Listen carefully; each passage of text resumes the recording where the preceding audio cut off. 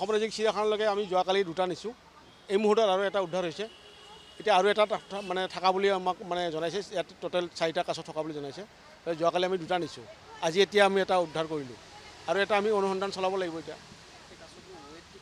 ৱেইটটো আপোনাৰ 30-35 কিলো হয়। অকণমান ডাঙৰ আছে। এতিয়া আমি অসম ৰাজ্যিক চিৰিয়াখানাত লৈ গৈছোঁ। ভেটেনাৰী হস্পিটেলত আমাৰ কোৱাৰেণ্টাইন কৰা হৈছে।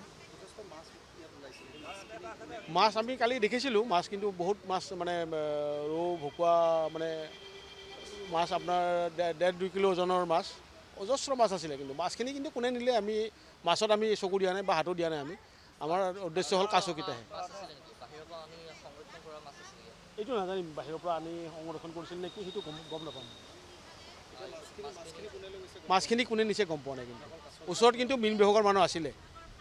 লগত মীন বিভাগৰ মানুহ আছিলে। মাছ নিয়াটো গম নাপাওঁ। কাছকেইটা আমি অসম ৰাজ্যিক চিৰিয়াখানাত হয় আজি বৰ্তমান 3টা যোৱাকালি আৰু আজি। তাৰপিছত আমি জুত ক'ৰবাত ৰিলিজ কৰিব লাগিব। হয় তাতে ৰখাৰ ব্যৱস্থা কৰিব লাগিব। সেই ক্ষেত্ৰলৈ মোক এতিয়ালৈকে আমাক জনোৱা নাই বা কোৱাও নাই। যদি এইটো আকৌ পুনৰাই ঘূৰাই আনিবলগীয়া হয় নিশ্চয় আনিব নিশ্চয়। সেইটো মই জানাত তেওঁলোকে কিবা এইখিনি ফিল আপ কৰি পেলাই পাৰ্ক বনোৱাৰ কথা কৈছে। সেনেকুৱাহে কিবা শুনিছোঁ মই আৰু তেওঁলোকে আলোচনা কৰি থকা শুনিছোঁ। মই অসম ৰাজ্যিক চিৰিয়াখানালৈকে আমি যোৱাকালি দুটা নিছোঁ। এই মুহূৰ্তত আৰু এটা উদ্ধাৰ হৈছে।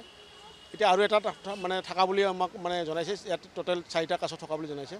যোৱাকালি আমি দুটা নিছোঁ। আজি এতিয়া আমি এটা উদ্ধাৰ কৰিলোঁ আৰু এটা আমি অনুসন্ধান চলাব লাগিব। এতিয়া ৱেইটটো আপোনাৰ 30-35 কিলো হয়। অকণমান ডাঙৰ আছে। এতিয়া আমি অসম ৰাজ্যিক চিৰিয়াখানাত লৈ গৈছোঁ। ভেটেনাৰী হস্পিটেলত আমাৰ কোৱাৰেণ্টাইন কৰা হৈছে।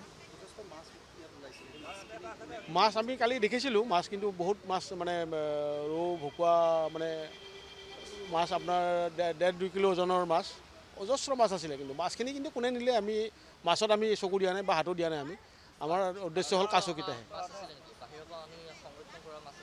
এইটো নাজানিম বাহিৰৰ পৰা আনি সংৰক্ষণ কৰিছিল নেকি সেইটো গম নাপাম। মাছখিনি কোনে নিছে গম পোৱা নাই। কিন্তু ওচৰত কিন্তু মীন বিভাগৰ মানুহ আছিলে। লগত মীন বিভাগৰ মানুহ আছিলে। মাছ নিয়াটো গম নাপাওঁ। কাছকেইটা আমি অসম ৰাজ্যিক চিৰিয়াখানাত হয় আজি বৰ্তমান 3টা যোৱাকালি আৰু আজি। তাৰপিছত আমি জুত ক'ৰবাত ৰিলিজ কৰিব লাগিব। হয় তাতে ৰখাৰ ব্যৱস্থা কৰিব লাগিব। সেই ক্ষেত্ৰলৈ মোক এতিয়ালৈকে আমাক জনোৱা নাই বা কোৱাও নাই। যদি এইটো আকৌ পুনৰাই ঘূৰাই আনিবলগীয়া হয় নিশ্চয় আনিব নিশ্চয়। সেইটো মই জানাত তেওঁলোকে কিবা এইখিনি ফিল আপ কৰি পেলাই পাৰ্ক বনোৱাৰ কথা কৈছে। সেনেকুৱাহে কিবা শুনিছোঁ মই আৰু তেওঁলোকে আলোচনা কৰি থকা শুনিছোঁ।